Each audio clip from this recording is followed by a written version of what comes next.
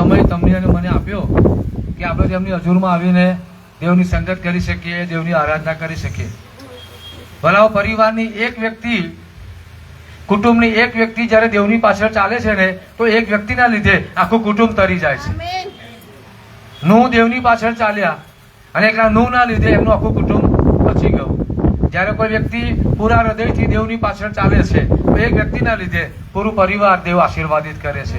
અને એટલા માટે આપણા માટે આ પૃથ્વી પરના જીવનમાં એ બહુ જરૂરી છે કે હું મારા પરિવારના માટે પ્રાર્થના કરું, હું મારા પરિવારના માટે મધ્યસ્થી કરું અને હું મારા પરિવારને આગળ વધારવા માટે પ્રયત્ન કરું. હું તમને કહું, આ પૃથ્વી પરના પ્રયત્નો કદાચ નિષ્ફળ થઈ શકે છે, પણ દેવને આપેલો સમય પ્રાર્થના એ કદી વ્યર્થ જતી નથી. આશીર્વાદો ખચિત આપણા જીવનોમાં આવે છે. સો પ્રભુની સ્તુતિ કરીએ છીએ અને આ સંગતમાં હું આપ સર્વનો આવકાર કરું છું. ચોક્કસ આપણું ભેગા મળવું એ ઘણા બધા આશીર્વાદનું કારણ બનશે. હાલેલુયા. પ્રેરિતોના કૃત્ય 11મો અધ્યાય. પ્રેરિતોના કૃત્ય 10મો અધ્યાય. Thank you lord.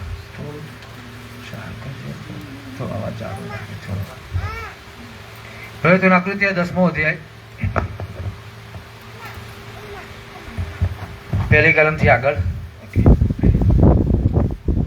હવે કૈસરિયામાં કર્નેલિયસ નામે એક માણસ, ઇટાલિયન નામે ઓળખાતી પલટનનો સુબેદાર હતો. તે ધાર્મિક હતો અને તે તથા તેના ઘરના સગળા માણસો દેવનું ભય રાખતા. તે લોકોને ઘણા દાન આપતો અને નિત્ય દેવની પ્રાર્થના કરતો હતો. તેણે એક દિવસ બપોરે આશરે 3 વાગ્યે દર્શનમાં દેવના એક દૂતને પોતાની પાસે આવતા તથા પોતાને ઓ કર્નેલિયસ એમ કહેતા પ્રત્યક્ષ જોયો.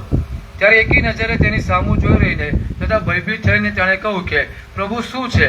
તેણે તેને કહ્યું કે તારી પ્રાર્થનાઓ તથા તારા દાનો દેવની આગળ યાદગીરીને સારું પહોંચ્યા છે. હાલેલુયા.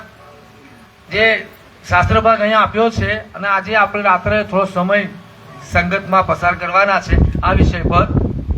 તારી પ્રાર્થનાઓ તથા શું લખ્યું છે આગળ? તારી પ્રાર્થના તથા તારા દાન ઈશ્વરની આગળ યાદગીરી માટે પહોંચ્યા છે. પ્રેરિતોના કૃત્ય એ સુવાર્તા અને પત્રો વચ્ચે એક બ્રિજ સમાન છે. જો પ્રેરિતોના કૃત્યો ના હોત તો આપણને કોરિન્થની મંડળી શું છે, ફિલિપીની મંડળી શું છે, રોમનોની મંડળી શું છે ખબર ના પડી હોત. કારણ કે પ્રેરિતોના કૃત્યો, લૂકની સુવાર્તામાં આપણે જોઈએ છે કે ઈસુએ 12 શિષ્યોને પ્રેરિતો કહ્યા. 12 શિષ્યોને.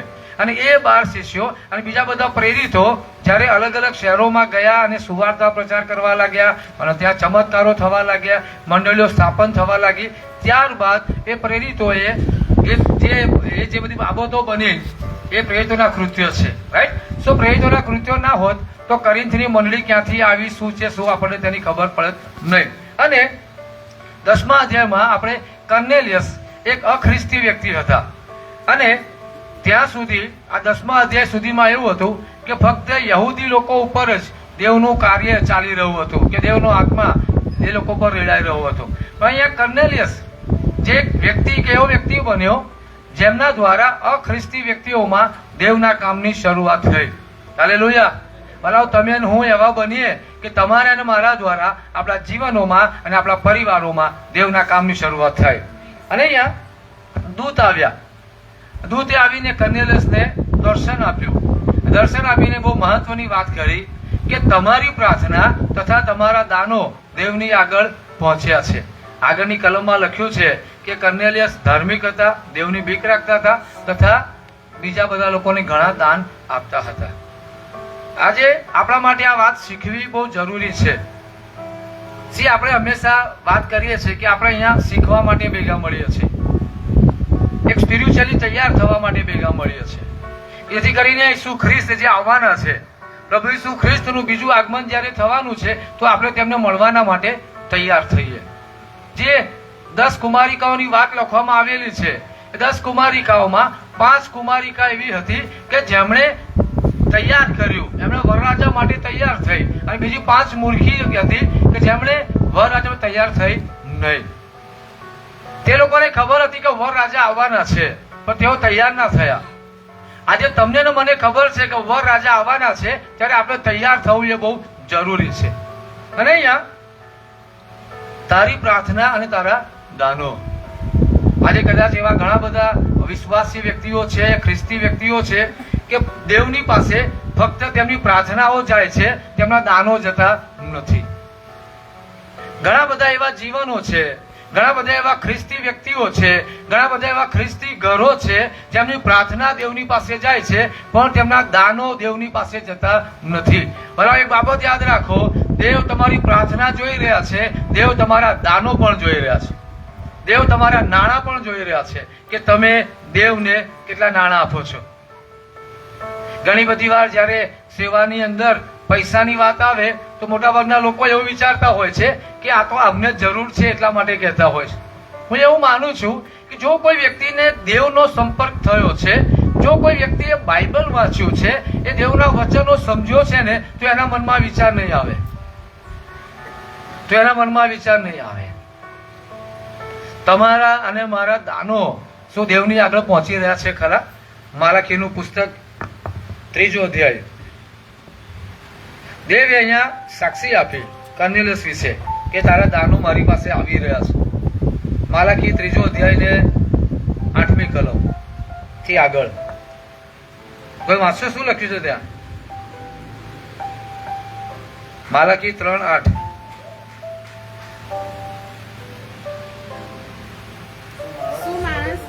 શું કે શું માણસ ઈશ્વરને સૌથી પહેલા કહે છે કે શું માણસ ઈશ્વરને લૂંટે? ક્વેશ્ચન માર્ક છે. પછી રાઈટ,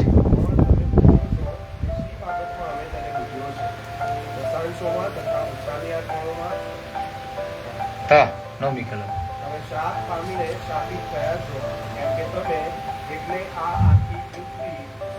પ્રજા અહીંયા દેવ એમ કહે છે કે શું માણસ ઈશ્વરને લૂંટે? માણસ ઈશ્વરને લૂંટે?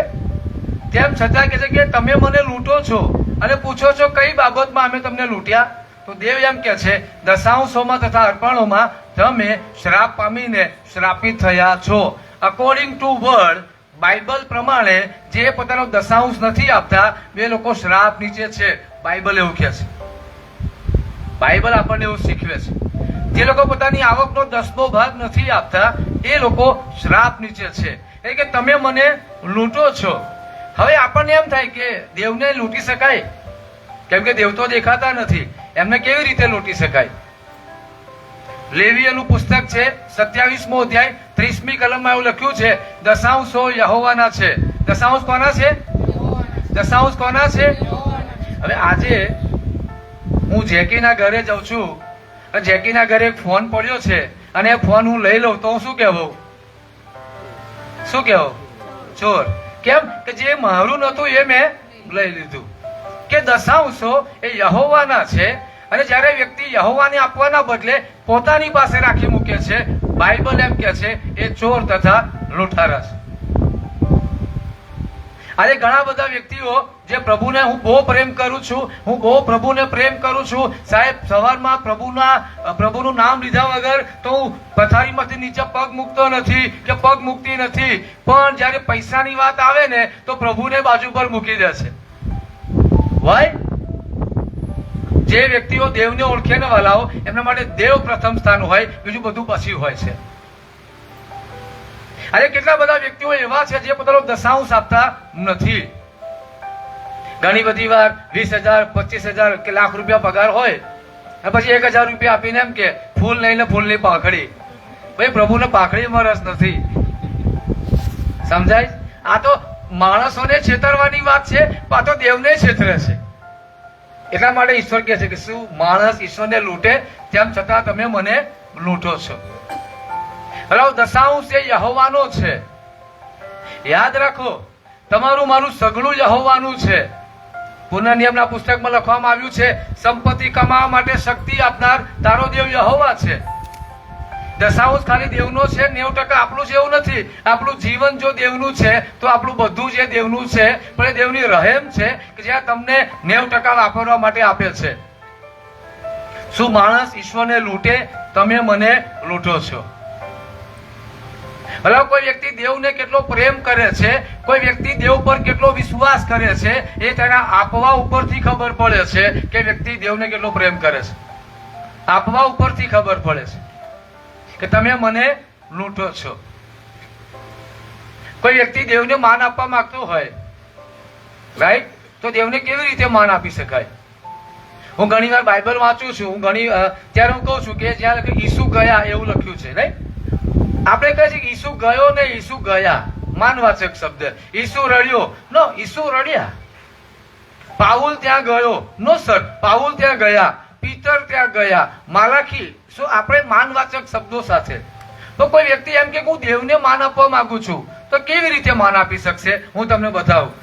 બાઇબલમાં તમે જોઈ શકો છો, નીતિ વચનોનું પુસ્તક 3 અધ્યાય 9મી કલમ. નીતિ વચન 3 અધ્યાય 9મી કલમ, જ્યાં પ્રમાણે લખ્યું છે, તારા દ્રવ્યથી તથા તારી પેદાશના પ્રથમ ફળથી યહોવાનું સન્માન કર. હાલેલુયા. એટલે કે જો કોઈ વ્યક્તિ યહોવાનું સન્માન કરવા માંગે છે, તો ખાલી હાલેલુયા પ્રેઝ ધ લોર્ડ કરવાથી સન્માન નથી થતું. બધી મીટિંગોમાં જવાથી સન્માન થતું નથી, રાઈટ. ખાલી પ્રાર્થના કરવાથી સન્માન થતું નથી. કે છે કે તારા પ્રથમ ફળથી, તારી આવકના પ્રથમ ફળથી, તારી આવકના દશાંશથી યહોવા તારા દેવનું તું સન્માન કર. બરાબર. ઈશ્વરને સ્વર્ગમાં પૈસાની જરૂર નથી, દશાંશ દેવનો છે. પણ દેવે આ પ્રિન્સિપલ એટલા માટે સેટ કર્યો કે તમે હું આશીર્વાદિત થઈએ. આપણે જોઈશું આગળ, તમે હું આશીર્વાદિત થઈએ. પણ સૌથી પહેલા આજે આપણે એ ક્લિયર કરીએ. પહેલો મારો પોઈન્ટ એ છે કે શું તમે દશાંશ આપો છો ખરા? શું તમે તમારા દશાંશ, તમારા નાણાં દેવની પાસે લાવો છો? કે તમારી પાસે જે નાણાં આવે છે તમે સંપૂર્ણપણે એનો ઉપયોગ કરી નાખો છો? તમે એમાંથી પ્રભુની સેવાના માટે કશું આપતા જ નથી. તમે બધા નાણાં વાપરી નાખો છો. તમે તમારા બધા નાણાં તમારા ઘર ખર્ચમાં, તમારા મોજ શોખમાં વાપરી નાખો છો, કે તમે તમારા નાણાં દ્વારા દેવની સેવા કરો છો? કારણ કે આ એક તમારા મારા માટે પડકાર પણ છે કે દેવ પહેલા છે કે નાણાં પહેલા છે. એટલા માટે પ્રભુ ઈસુએ માથેની સુવાર્તામાં એમ કહ્યું, કોઈથી 2 ધણીની ચાકરી કરાય નહીં. દેવની અને પૈસાની ચાકરી તમે કરી શકશો નહીં. પૈસા ખોટા નથી, બાઇબલ પૈસાને ખોટું કહેતા નથી. સભા શિક્ષક 10:19 એમ કે છે, પૈસા સઘળી વસ્તુની જરૂરિયાત પૂરી પાડે છે. પૈસા ખોટા નથી, પૈસાનો પ્રેમ ખોટો છે. પહેલો તિમોથી 6 અધ્યાય 10મી કલમમાં લખ્યું છે, દ્રવ્યનો લોભ સઘળા પ્રકારના પાપનું મૂળ છે. દ્રવ્યનો લોભ સઘળા પ્રકારના પાપનું મૂળ છે. સો વાલાઓ, તમે જો દેવનો પ્રેમ કરો છો તો તમારો દશાંશ તમે પ્રભુ પાસે લાવો છો. શું માણસ ઈશ્વરને લૂંટે? દેવ તમને ને મને સમૃદ્ધિ જોવા માંગે છે. જે દેવે આકાશ અને પૃથ્વી બનાવ્યા, જે યહોવાએ આકાશ અને પૃથ્વી બનાવ્યા, આપણે તેમના બાળકો છે, તો આપણે આ પૃથ્વી પર એક સમૃદ્ધ જીવન જીવવા માટે છે, એક આશીર્વાદિત જીવન જીવવા માટે છે, આપણે ભરપૂર જીવન જીવવા માટે છે. આપણી જરૂરિયાતો કરતા હજારો ગણું આપણી પાસે હોય તેની માટે આપણે છીએ. પણ એ શીખવું પડશે દશાંશ આપવાનું. વાલા, કોઈ પણ વ્યક્તિ એ ગમે તેલો હાલેલુયા હાલેલુયા કરતો હોય પણ દશાંશ નથી આપતો, તો એનો દેવ પરનો વિશ્વાસ, એની દેવ પ્રત્યેની ભક્તિ, એનો દેવ પ્રત્યેનો પ્રેમ એ નર્યો ઢોંગ છે. બાઇબલ આપણને શીખવે છે, તારા આવકથી યહોવાનું સન્માન કર. જ્યારે હું પ્રભુ પાસે આવ્યો, શિક્ષણ મળ્યું, બાઇબલ વાંચ્યું, અને વાત સમજો કે દેવને આગળ દશાંશ લાવવા એ પ્રભુ પેલું લાકડી મારીને ચલાવનાર પ્રભુ નથી. પણ મને સમજ પડી ના દશાંશ જરૂરી છે. અને ત્યારથી 1 રૂપિયો આવ્યો હોય કે 100 રૂપિયા આવ્યા હોય, દશાંશ પહેલા બાજુ પર મૂક્યો છે. દશાંશ બાજુ પર મૂક્યા વગર 1 રૂપિયો વાપર્યો નથી. કદાચ મારા ઘરે કોઈ આવ્યું હોય, મારું રિલેટિવ, અને જો મારા દીકરો છે પ્રેમ, તેના હાથમાં 100 રૂપિયા આપ્યા હોય તો પણ દશાંશ આપ્યો છે, તો પણ દશાંશ આપ્યો. તમારી પાસે નાણાં આવે છે, દશાંશ આપવો જરૂરી છે. છોકરાઓ સ્કૂલમાં ભણે છે, કોલેજમાં ભણે છે, પોકેટ મની આવે છે, દશાંશ જરૂરી છે. તમારો પગાર આવે છે, દશાંશ જરૂરી છે. બરાબર. ઈશ્વરને સ્વર્ગમાં કોઈ બાબતની જરૂર નથી. એક છોકરો, એક વ્યક્તિ, એક જુવાન વ્યક્તિ પ્રભુ ઈસુ પાસે આવ્યા, અને પ્રભુ ઈસુ પાસે આવીને એને એમ કહ્યું, પ્રભુ હું તો અનંત જીવન પામવા માટે શું કરું? તો ઈસુએ એમ કહું, આ આજ્ઞાઓ પાળ. તે કે તો વર્ષોથી પાડતો આવ્યો છું, નાનો હતો ત્યારથી પાડતો આવ્યો છું. અને ત્યારબાદ ઈસુ એમ કહું, એક કામ કર, તારું બધું વેચીને મારી પાછળ ચાલ, તો કે જુવાન નિરાશ થઈને ચાલ્યો ગયો, કેમ કે તેની પાસે ઘણી સંપત્તિ હતી. બરાબર, આજે કેટલા બધા ઘરો આપણે જોઈએ છે કે ઘરો દ્વારા દેવની સેવા માટે નાણાં જતા નથી. અફસોસની વાત છે. ખ્રિસ્તી વ્યક્તિઓ શીખ્યું છે. આજે ઘણા બધા લોકો છે જે લોકો જે ચર્ચમાં જાય છે બીજી કોઈ પણ દશાંશ આપી રહ્યા છે. શું માણસ ઈશ્વરને લૂંટે? મેં એવા લોકો જોયા છે વાલાઓ કે જે લોકો આખી જિંદગી નોકરી કરી, સરકારી નોકરી કરી, લાખ રૂપિયા પગાર હતો ને તો 10,000 રૂપિયા દશાંશ એમણે આપ્યો છે. આપણો પ્રશ્ન શું ખબર છે? 10,000 પ્રભુને આપવાના, 10,000 પ્રભુને આપવાના. પ્રભુ કે કશો વાંધો નહીં બેટા, હું તને 1,000 રૂપિયા આપ, એવું લાઈ જગ્યાએ લાઈને મૂકી દઉં. તારી આવક 1,000 રૂપિયા 10,000 કરી દઉં, તું ખાલી 1,000 જ રૂપિયા મને આપજે. સમજાય છે? આપણે દેવનો પ્રેમ નથી કરતા, પૈસાનો પ્રેમ કરીએ છીએ. કારણ કે જ્યાં પ્રેમ હોય ત્યાં આપવાનું હોય. દેવે પ્રેમ કર્યો, દીકરો આપી દીધો, દીકરાએ પ્રેમ કર્યો, જીવ આપી દીધો. દશાંશની વાત. આજે રાત્રે તમે શાંતિથી બેસીને વિચારો, શું તમારા ઘર દ્વારા, તમારા દ્વારા દેવની સેવામાં નાણાં જાય છે? બરાબર, યાદ રાખો. હંમેશા કહેતો આવ્યો છું અને જીવીશ ત્યાં સુધી કહીશ, હું સુવાર્તા પ્રચાર નહીં કરું તો દેવનું રાજ્ય આગળ વધતા અટકી નહીં જાય. પ્રભુ બીજા કોઈને ઉભા કરશે. પ્રભુ પથરા પોકારશે. બાઇબલ એમ કહે છે, પથરા પોકારશે. હું સુવાર્તા પ્રચાર નહીં કરું તો, તમે હું નાણાં નહીં આપીએ તો કે દેવનું રાજ્ય આગળ વધતા અટકી નહીં જાય, એવું નથી. પણ તમારા મારા જીવનમાં આશીર્વાદો આવતા અટકી જશે. તમારા મારા જીવનમાં ચમત્કારો થતા અટકી જશે. એ ફાઇનાન્શિયલ બ્રેક થ્રુ જે આવવાના હોય ને એ અટકી જશે, એટલે તમે એનું દશાંશ આપતા નથી. ઘણા બધા લોકો મહિને પગાર આપતો હોય 10,000, 25,000, 50,000, એમાંથી 500 રૂપિયા આપતા હોય, 1,000 રૂપિયા આપતા હોય, અને પછી જાણે પ્રભુ પર એહસાન કરતા હોય એવું કરે. બોલો, મેં 1,000 રૂપિયા આલ્યું. સમજાય? દશાંશ તમે મને લૂંટો છો. દશાંશ યહોવાનો છે વાલાઓ. જો તમે ફાઇનાન્શિયલી તમારા લાઈફમાં આગળ વધવા માંગો છો, દશાંશ આપવાની શરૂઆત કરો. તમારી પાસે જ્યાંથી પણ પૈસા આવે છે, તમારી પાસે નાણાં આવે છે, દશાંશ બાજુ પર મૂકો. દશાંશ યહોવાને આપો. એમ કરવાથી યહોવાનું તું સન્માન કર. મેં કહું, ઘણા બધા ઘરો એવા છે જેમાંથી 1 રૂપિયો દેવની સેવા માટે નથી જતો. હાલેલુયા. કોઈ મતલબ નહીં એનો. હું તો સુવાર્તિક તરીકે સેવા કરું છું, બધી બહુ જગ્યાએ જતો હોઉં છું. બધા તરે તરેના માણસોના મેં અનુભવ કર્યા છે. તરે તરેના માણસોના. દેવ ચાહે છે વાલાઓ કે તમારા મારા હૃદયમાં પૈસા માટેનું નહીં, દેવ પરનો પ્રેમ હોય. એ વળી ઈસુએ કહ્યું કે ઊંટને સોયના નાકામાંથી જવું એ સહેલું છે, પણ દ્રવ્યવાનને અઘરું છે. હું આજે મારા ઘરે કોઈ પણ સેવક આવે ને કદી ખાલી હાથે પાછી નથી કાઢતો ભાઈ. એટલા માટે હું આશીર્વાદિત વ્યક્તિ છું. હું આશીર્વાદિત વ્યક્તિ છું. પણ મારા ઘરે જે આવે છે એ કોણ છે એનું મહત્વ હું સમજુ છું. એનું મહત્વ હું સમજુ છું. હું સમજુ છું. ઈસુએ કહ્યું, મારે નામે આવેલા ને તમે 1 ગ્લાસ પાણી આપો છો, તમે તેનો બદલો પામો છો. આ દેવ પરત્વેના પ્રેમની વાત છે વાલાઓ. આ દેવ પરત્વેના વિશ્વાસની વાત છે કે તમારા મારું પૂરું પ્રભુ નાણાં નથી પાડતા, મારું પૂરું તમે પાડો છો. આજે ઘણી બધી વાર સેવક તરીકે મને એમ થાય છે કે હું દેવના વચનો પ્રગટ કરી રહ્યો છું, હજુ વધારે દેવના વચનો લોકો સમક્ષ લઈ આવું. દશાંશ યહોવાનો છે. એ તમે હું લઈ શકતા નથી. એ તમે હું લઈ શકતા નથી. ઘણા બધા લોકો એવું કહેતા હોય છે કે નવા કરારમાં દશાંશ નથી, નવા કરારમાં દશાંશ નથી. વાલા, બાઇબલ વાંચો, બાઇબલના વચનોનો અભ્યાસ કરો તો ખબર પડશે. ઇબ્રાહિમ જ્યારે એ રાજાઓને હરાવીને આવ્યા તો કહે છે કે એ ઇબ્રાહિમે દશાંશ આપ્યો. કોને આપ્યો? સાલેમના રાજાને દશાંશ આપ્યો. હિબ્રુ 7માં લખ્યું છે કે ઈસુ ખ્રિસ્ત એ સાલેમના રાજા, એ પ્રભુ ઈસુ પોતે હતા જેમને ઇબ્રાહિમે પોતાની આવકનો 10મો ભાગ આપ્યો. એ જે કંઈ લઈને આવ્યા હતા તો 10મો ભાગ ઇબ્રાહિમે આપ્યો.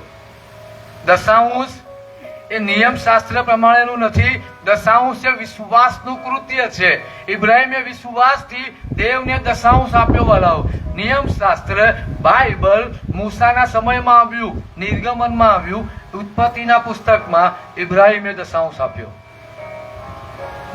મોજશોખ કરવા ખોટું નથી. બાઇબલ આપણને કહે છે તમે સારું ખાઓ, સારું પીવો, પેલું નહીં પાછું.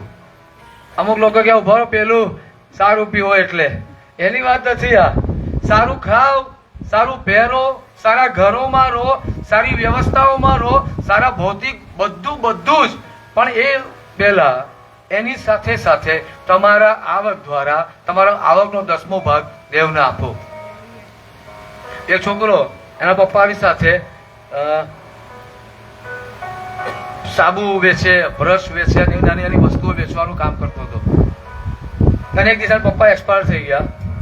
એ એના એક સેવકને મળવા માટે ગયા કે સાહેબ મારા પપ્પા આ રીતે એક્સપાયર થઈ ગયા છે અને હું આ રીતે આગળ વધવા માંગુ છું આ કામમાં, પછી તમારા માટે પ્રાર્થના કરાવો. સેવકે પ્રાર્થના કરાવી. પછી સેવકે એમ કહ્યું બેટા તું જે કમાને 10મો ભાગ પ્રભુને આપજે.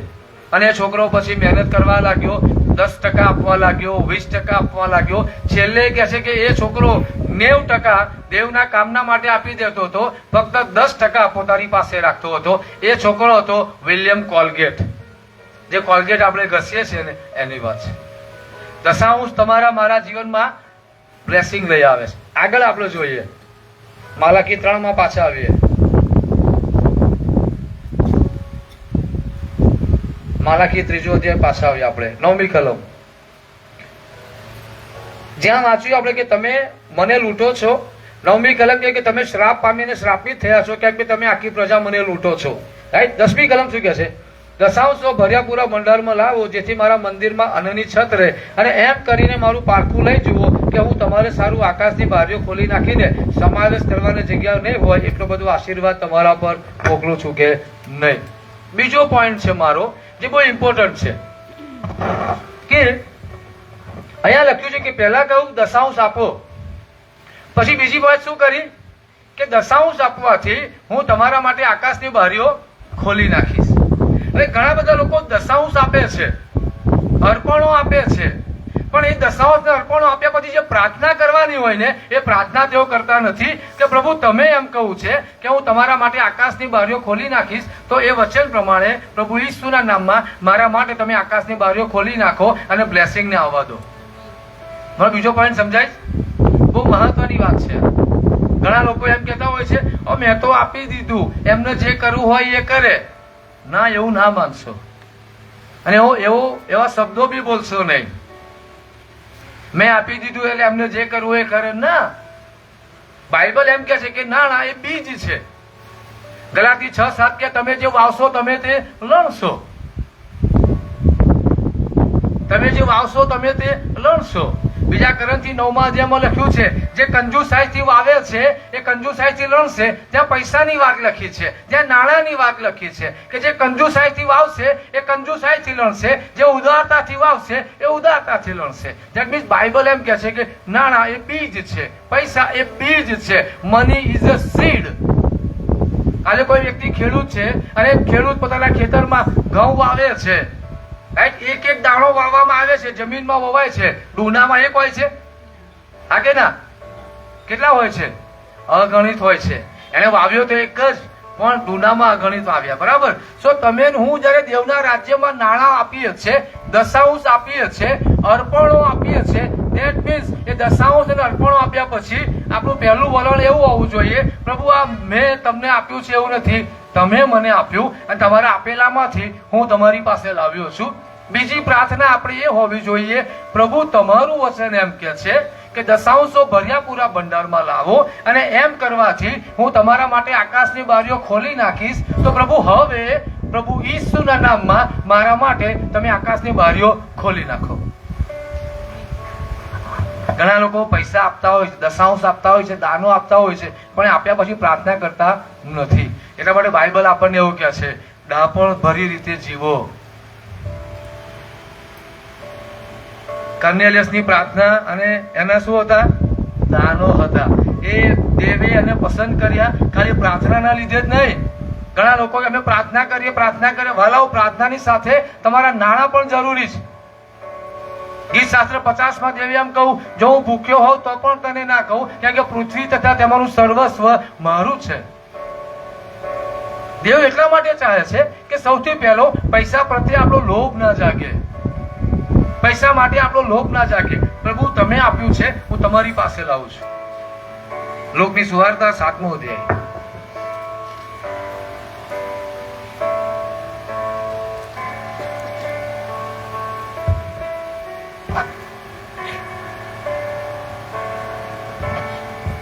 લોકની સુવાર્તા 7મા અધ્યાયમાં આપણે એક બાબત જોઈએ છે કે એક ગવર્મેન્ટ અધિકારી છે અને એનો ચાકર બીમાર છે, અને એ ચાકર એ જે ગવર્મેન્ટ ઓફિસર છે એ પ્રભુ ઈસુની પાસે પોતાના માણસોને મોકલે છે કે તમે આવીને મારા ચાકરને સાજો કરો, કેમ કે તે માદો છે. સમજો, હવે એ વ્યક્તિએ આવીને શું કર્યું ખબર? જો 7મી લુક 7 પહેલી કલમથી આગળ લોકોને પોતાની બધી વાતો કઈ સંભળાવ્યા પછી તે કફરનહૂમ આવ્યા. એક સુબેદારનો ચાકર જે તેને વહાલો હતો તે માદો પડીને મરવાની અણી પર હતો. ઈસુ સંબંધી તેમણે સાંભળ્યું ત્યારે તેમણે તેમની પાસે યહૂદીઓના વડીલોને મોકલીને તેમને વિનંતી કરી કે તું આવીને મારા ચાકરને બચાવ. તેઓએ ઈસુની પાસે આવીને તેમને આગ્રહથી વિનંતી કરી, તેને સારું તું આટલું કરે તેને તે યોગ્ય છે. 5મી કલમ. કેમ કે તે આપણા લોક પર પ્રેમ રાખે છે, વળી તેણે પોતાને ખર્ચે આપણું સભાસ્થાન બનાવ્યું છે. પછી કે ઈસુ તેમની સાથે ગયા. સમજો, એક ગવર્મેન્ટ ઓફિસર છે, તેમના ઘરમાં બીમારી છે, તેમનો એક માણસ છે બીમાર છે, અને એ ઈસુ પાસે માણસ મોકલે છે કે તમે આવીને તેને સાજો કરો. હવે એ સમયે વડીલો જે એ સમયના યહૂદી ધાર્મિક આગેવાનો હતા એ ઈસુની આસપાસ ઉભા રહેલા હતા. એમણે ઈસુને એમ કહ્યું, પ્રભુ તમે આ વ્યક્તિના માટે આ કરો એ તેને યોગ્ય છે, કેમ કે તેણે પોતાના પૈસે આપણું ચર્ચ બનાવી આપ્યું છે, આપણું સભાસ્થાન બનાવી આપ્યું છે. અને ત્યારબાદ ઈસુ ત્યાં ગયા. જો કે ગયા નહીં, પછી શબ્દથી જ એમણે એમના ચાકરને સાજો કર્યો. બરાબર, એક બાબત યાદ રાખો, જો તમારા ઘરમાંથી દેવની સેવાના માટે નાણાં જતા હોય છે, દેવના કામના માટે નાણાં જતા હોય છે ને, તો એ નાણાં ફક્ત નાણાં નથી લાવતા, પણ તમારા ઘરમાં શાંતિ લાવે છે. એ નાણાં તમારા ઘરમાં સાજાપણું લાવે છે. એ નાણાં તમારા ઘરમાં આશીર્વાદો લઈ આવે છે. એ નાણાં તમારા ઘરમાં તારણ લઈ આવે છે. એ નાણાં તમારા ઘરમાં દેવની કૃપા લઈ આવે છે. એટલે તમારા નાણાં એ તમે દેવની સેવા માટે આપો છો, દેવના કામના માટે આપો છો. અહીંયા લખવામાં આવ્યું, આ બાઇબલની વાત છે, મારી વાત નથી. એ વ્યક્તિએ કે છે કે પોતાના ખર્ચે દશાંશ તથા અર્પણ. અહીંયા જ માણસના વિશ્વાસની પરીક્ષા થાય છે. અહીંયા જ વિશ્વાસની પરીક્ષા થાય. દેવે ઇબ્રાહિમને એમ કહ્યું, તું તારો દીકરો બલિદાન આપ, અને ત્યાં કહે છે કે દેવે ઇબ્રાહિમની પરીક્ષા કરી. આજે મારી પાસે દેવનું વચન આવે છે, તારા દશાંશો મારી પાસે લાવ. આપણે શું કરીએ છીએ? દશાંશ આપીએ છીએ, અને આપીએ છીએ તો પ્રેઝ ધ લોર્ડ. નથી આપતા તો આપવાની શરૂઆત કરવી જોઈએ. એનું કારણ તમને કહું, જો તમારા નાણાં દેવના કામમાં નથી જતા, તમે દશાંશ યહોવાને નથી આપતા, તો તમારા નાણાં ઉપર શૈતાન ગમે ત્યારે એટેક કરશે. આજે મારો 10મો ભાગ હું દેવને આપું છું, તો બાકીના 90% ઉપર દેવની સલામતી આવે છે. પછી આગળ લખ્યું છે માલાકી 3માં, હું તમારા માટે ખાઈ જનારને ધમકાવીશ. ખાઈ જનાર કોણ? શૈતાનને ધમકાવીશ. એનો મતલબ કે જો હું દશાંશ નથી આપતો તો ખાઈ જનારને છૂટો મૂકી દેવામાં આવે છે કે જ્યાં મારું બધું લઈ જાય. જો હું દશાંશ આપું છું તો એક ડિવાઇન પ્રોટેક્શન મારા ફાઇનાન્સ ઉપર આવે છે, જ્યાં શૈતાન તેના પર એટેક કરી શકતો નથી. ફાઇનાન્સમાં વૃદ્ધિ પામવું છે, દશાંશો આપવા જરૂરી છે. ઘરમાં શાંતિ, સુખાકારી, સમૃદ્ધિ જોવી છે, દશાંશો આપવા જરૂરી છે. બીજો ગ્રંથથી 9મો અધ્યાય શાંતિથી વાંચજો. પાઉલ એમ કે છે, જે કંજુસાઈથી વાવે છે એ કંજુસાઈથી લણશે. મને ઘણી બધી વાર હું કોઈ જગ્યાએ પ્રાર્થના કરવા માટે ગયો છું, દેવે મને ના પાડી છે, તું આ ઘરમાં નાણાં ના લઈશ. મેં નથી લીધા, દેવે મને ના પાડી એટલા માટે. કેમ? ખુશીથી આપનારને. આ તો હવે આવ્યા એટલે આલવું પડે ચપટી. દેવ નથી ચાહતા. આજે કોઈ વ્યક્તિ પ્રભુનો પ્રેમ કરે છે, બરાબર? આજે હું પ્રભુનો પ્રેમ કરું છું અને પછી હું આ રીતે કહું છું, પ્રભુ લો દાન આપું છું, લઈ લેજો, બરાબર?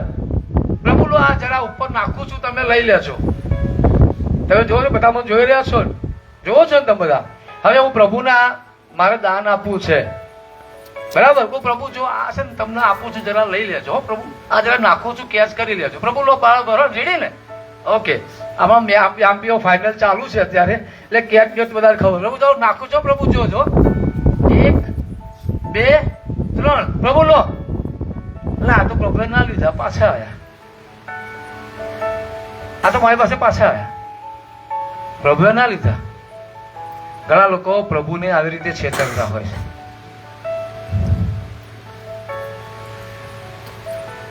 ઘણા લોકો આવી રીતે પ્રભુને છેતરે છે. ત્યારે દુકાળનો સમય હતો, પેલા રાજા 17મા અધ્યાયમાં.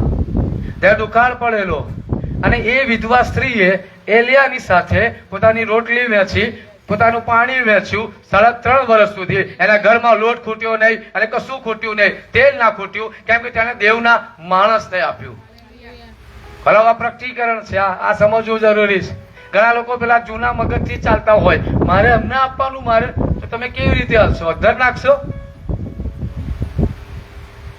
કેવી રીતે રાખશો? દશાંશ યહોવાની પાસે તમે લાવો અને એમ કરીને યહોવાની પરીક્ષા કરી જુઓ. આખા બાઇબલમાં કોઈ જગ્યાએ લખવામાં નથી આવ્યું મારી પરીક્ષા કરી જુઓ. ફક્ત ફાઇનાન્સમાં દેવે કહ્યું મારી પરીક્ષા કરો. ગીત શાસ્ત્રમાં લખ્યું છે અનુભવ કરો ને જુઓ કે યહોવા ઉત્તમ છે. દશાંશમાં દેવે કહ્યું મારી પરીક્ષા કરી જુઓ. બરાબર. આજે તમે દશાંશ નથી આપતા તો આપવાની શરૂઆત કરો. જો તમે દશાંશ આપો છો, તમે દેવને પ્રેમ કરો છો, એ સાબિત થાય છે. નીતિવચન 3 આપણે જે વાંચ્યું કે તારા દ્રવ્યથી, તારી પેદાશના પ્રથમ ફળથી યહોવા તારા દેવનું સન્માન કર. અને 10મી કલમમાં લખ્યું છે અને એમ કરવાથી તારી વખારો ભરપૂર થશે. તારી વખારો ભરપૂર થશે એટલે કે તારા દ્રાક્ષા કુંડો ઉભરાઈ જશે. તારી પાસે ભરપૂર જીવન મળશે, તને ભરપૂર આશીર્વાદો મળશે, એટલે કે તું તારા નાણાં દ્વારા યહોવાનું સન્માન કરે છે. આ રહસ્ય છે. દશાંશ આપ્યા પછી મેં તો આપી દીધું, હવે એમને જે કરવું એ કરે, એવું ના કરશો. આપ્યું છે, બેસો, ઘરે જઈને પ્રાર્થના કરો, પ્રભુ હું આવું. તમે મેં અરજી કરી પ્રભુને, પ્રભુ જો હવે અમે પૈસા તો તમને આપીએ છીએ, પણ આપણે કન્ડિશન કરીએ, અને કન્ડિશન એવી છે કે હું તમને આપું ને તમે મને પાછું આપજો. માણસે કોઈ કન્ડિશન કરી? પાછું આપવાની કન્ડિશન કોણે કરી? કોણે કરી? દેવે કરી. હવે દેવ પાછું આપવા માંગે છે. દેવ એવું ચાહે છે કે તમે હું આ પૃથ્વી પર સમૃદ્ધ હોઈએ.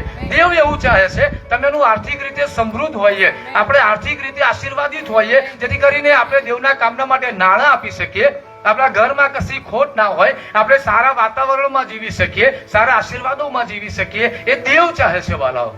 એટલે મને દેવે કહું મારી પાસે લાવો, હું મલ્ટીપ્લાય કરીને તમને પાછું વાળી આપીશ. વાલાઓ જઈને પ્રાર્થના કરો, પ્રભુ મેં જે વાવ્યું છે હું આ સમયમાં લણવા માંગુ છું. એ યુસુફે 7 વર્ષ સુધી અનાજ પાક્યું ને, એ 7 વર્ષ પાકેલું અનાજ એ સ્ટોર હાઉસમાં, ગોડાઉનમાં ભરી રાખ્યું. અને જયારે 7 વર્ષ દુકાનના પડ્યા ને સાહેબ, એ જે ભરી રાખેલું ને એમાંથી એમનું પૂરું થયું. તમે દશાંશો આપ્યા છે ને, તમે જયારે પ્રાર્થના કરો છો, એ તમે જે વાવ્યું છે ને, તમે એના આશીર્વાદો આજે લણો છો. નાણાંનો પ્રશ્ન આવ્યો તો આપણે રડવા બેસી જઈએ છીએ, આમ તેમ રસ્તા કાઢવા બેસી જઈએ. એવું ના કરશો. તમે રસ્તા કરવા માટે બેસશો તો પ્રભુ શાંત બેસશે. તમે પ્રભુ પાસે જશો તો પ્રભુ એક્શનમાં આવશે. જાઓ પ્રભુને કહો પ્રભુ મેં દશાંશના અર્પણો આપ્યા છે, હું કરું છું એ પ્રાર્થના કે હું તમારા માટે આકાશની બારીઓ ખોલી. ભલા દેવ આકાશની બારીઓ ખોલી નાખીને આશીર્વાદ આપવા માંગે છે, પણ તમને મને લેતા નહીં આવડતું. પ્રભુ ભરપૂર કરવા માંગે છે, તો તમને મને લેતા નહીં આવડતું. પ્રભુ તમારી મારી વખારો એટલે કે ભરપૂર કરવા માંગે છે, તો તમને મને લેતા નહીં આવડતું. એમ કરવાથી તારા પ્રથમ ફળથી યહોવાનું સન્માન કરવાથી તારી વખારો ભરપૂર થશે. તારી વખારો ભરપૂર થશે. તારી વખારો ભરપૂર થશે. ભરપૂર થશે. ભરાતી જશે, ભરાતી જશે, ભરાતી જશે, અને તારી પેઢીઓની પેઢીઓ ખાશે. જ્યારે કોઈ પણ સેવક એ વિશ્વાસી વ્યક્તિઓને દશાંશનું અર્પણનું શિક્ષણ નથી આપતો ને, એ તેમના આશીર્વાદો રોકવાનું કામ કરે છે. એ તેમના આશીર્વાદો રોકવાનું કામ આપણે નક્કી કરીએ. દશાંશ અને અર્પણ, મારી પાસે જેટલા પણ નાણાં આવે છે, હું પ્રાર્થના સાથે, કંજુસાઈથી નહીં. બાપા પ્રભુએ તો નિયમ ઠરાયો દશાંશ તો શું કરવાનો, હવે આપવું પડશે. એટલે લખ્યું જે કંજુસાઈથી વાવે છે અને જે ઉદારતાથી વાવે છે, હાલેલુયા. નીતિ વચનો 11 અને 25મી કલમમાં લખ્યું છે, એક માણસ એવો છે જે જરૂરિયાત કરતા વધારે ભેગું કરી રાખે છે છતાં પણ તે ગરીબ થાય છે, અને એક માણસ એવો છે જે જરૂરિયાત કરતા વધારે વેરી નાખે છે છતાં પણ તે સમૃદ્ધ થાય છે. ભલા જગતના સિદ્ધાંતો શું છે ખબર છે? હું મારા નાણાંનો માલિક, હું મારા નાણાંનો માલિક. અને દેવના રાજ્યમાં સિદ્ધાંત શું છે ખબર છે? યહોવા મારા નાણાંના માલિક. આપણે રિયલ દેવને સાચો પ્રેમ કરીએ, ઢોંગ ના કરીએ. પૈસાની બાબતમાં પ્રભુને બાજુ પર ના મૂકી દઈએ, પ્રભુને બાજુ પર ના મૂકીએ.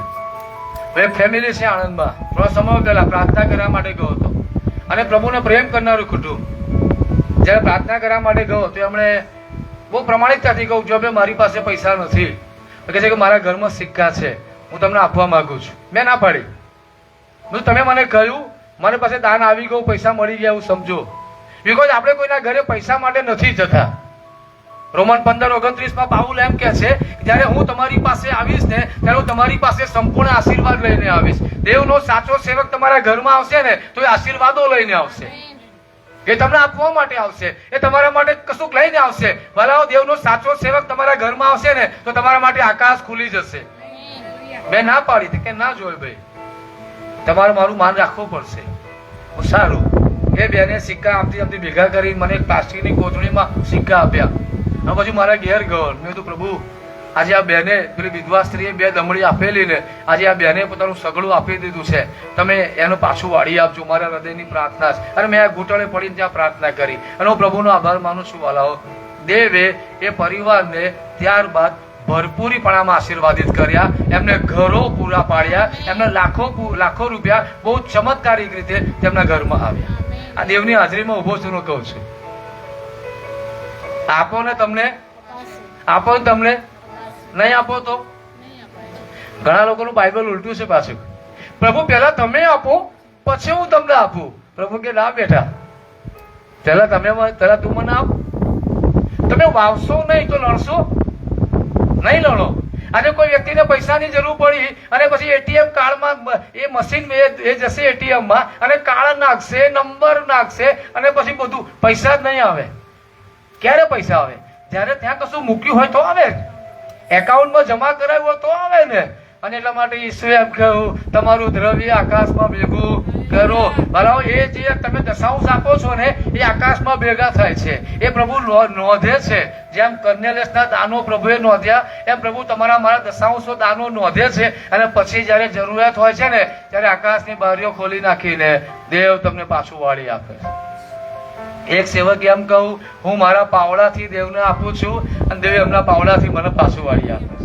અને લોહિયા, એ માણસ જેના ઘરમાં બીમારી હતી, સભાસ્થાનનો જે અધિકારી હતો, જેના ઘરમાં બીમારી હતી, એ દેવના કામમાં પોતાના દાનો આપતો હતો, એના ઘરમાં સાજાપણું આવ્યું. દેવે જોયું કે આ વ્યક્તિએ મારા નામ પર પ્રેમ બતાવ્યો, મારા કામ પર પ્રેમ બતાવ્યો, અને હવે જયારે એની જરૂર છે ને હું એને છોડાવીશ, હું સાજાપણું આપીશ. હવે આપણે વિચાર કરીએ, શું મારા નાણાં દેવની સેવામાં જાય છે? હું નાણાં નહીં આપું તો પ્રભુનું કામ નહીં અટકી જાય. એ તો પ્રભુને આવડે છે કે એમનું કામ કરું. એ નો વેરી વેલ. તમને કોઈ પોકેટ મની આપવામાં આવે છે, તમારી પાસે નાણાં આવે છે, તમારી પાસે તમારી સેલરી આવે છે, તમારી પાસે બીજી કોઈ પણ રીતે નાણાં આવે છે, તમારું પેન્શન આવે છે, દશાંશ જાય છે ખરો? પેલા જૂના પિક્ચરો આવે ને, જૂના ને પેલું બહુ 90ની સાલના પિક્ચરો આવતા હતા. મને એક જાગીર કરીને પિક્ચર હતું, એનામાં ખજાનો હોય, ખજાનો કઈ ખજાના હોય, હીરા મોતી નામ. એ ખજાના કોણ સાચવે? જયારે બધા નકશા વેલુભાઈ આમ કરે છે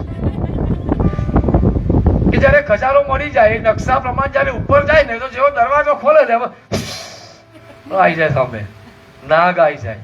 ખજાનો સાચવે છે. જેને સાંભળવાના કાન છે એ સાંભળે, સમજવાનું મન છે એ સમજે. 2 બાબત, પહેલા દશાંશો અને અર્પણો જરૂરી છે. બીજી બાબત, એ આપ્યા પછી પ્રાર્થના કરો. દશાંશ આપ્યા પછી તમારા ઘેર જાઓ, પ્રાર્થના કરો, નિયમિત પ્રાર્થના કરો. પ્રભુ મેં આપ્યું છે, હું પાછું મેળવવા માંગુ છું. રાઈટ? આવો પ્રાર્થના કરીએ આપણે. અને જશો નહીં. અહીંયા ફૂલોની વ્યવસ્થા કરેલી છે. આજે વુમન્સ ડે છે એના માટે, રાઈટ? પ્રાર્થના કરીએ. દયાળુ પ્રભુ, અમે આજે રાત્રે તમારો આભાર માનીએ છીએ, સ્તુતિ કરીએ છીએ કે આ પૃથ્વી પરના અમારા જીવનોમાં દરેક બાબતને કેવી રીતે જોવી એ તમે તમારા વચન દ્વારા અમને શીખવ્યું છે. તમે એમ કહ્યું છે કે શું માણસ ઈશ્વરને લૂંટે, તેમ છતાં તમે મને લૂંટો છો. દશાંશોમાં તથા અર્પણોમાં તમે શ્રાપ પામીને શ્રાપિત થયા છો.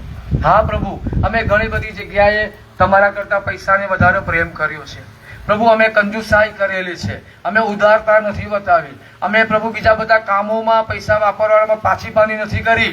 જ્યારે તમારા કામના માટે પૈસા આપવાની વાત આવી છે ત્યારે અમે ગણતરી કરી છે, અમે કંજુસાઈથી આપ્યું છે, અમે દુઃખી મને આપ્યું છે, અમે આપવા ખાતર આપ્યું છે, અને આવા ઘણા પાપ કરીને અમે તમને દુઃખી કર્યા છે પ્રભુ.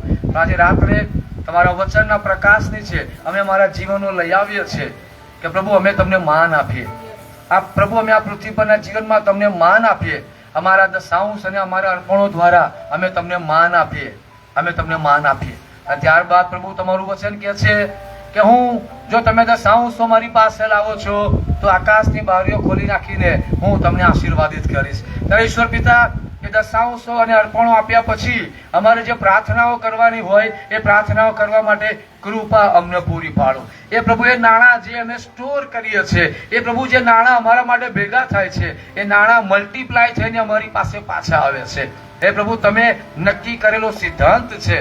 ઉત્પત્તિ 6 અધ્યાયમાં તમારું વચન કહે છે વાવણી તથા કાપણી એ જગતના અંત સુધી રહેશે. ત્યારે ઈશ્વર પિતા, અમે દશાંશ વાવીએ છીએ, અમે નાણાં વાવીએ છીએ, અમે નાણાં લણીએ, એ સિદ્ધાંત તમે નક્કી કરેલો છે. તે પ્રભુ એ સિદ્ધાંતો પ્રમાણે ચાલવા અમારી મદદ કરો. આજે રાત્રે પ્રભુ અમે બધા તમારા હાથોમાં સોંપાઈએ છીએ પ્રભુ. અહીંયા આવેલા દરેક વ્યક્તિના જીવન માટે હું તમારો આભાર માનું છું પ્રભુ. મારી પ્રાર્થના છે કે ઈસુ ખ્રિસ્તના નામમાં તમે દરેકને નાણાકીય રીતે આશીર્વાદિત કરો, તમે તેમને નાણાકીય રીતે ભરપૂર કરો, તેમના ભંડારો તમે ભરપૂર કરો પ્રભુ. તેમના ઘરમાં કોઈ વાનાની અછત ના રહે એ રીતે તમે તેમને આશીર્વાદિત કરો પ્રભુ.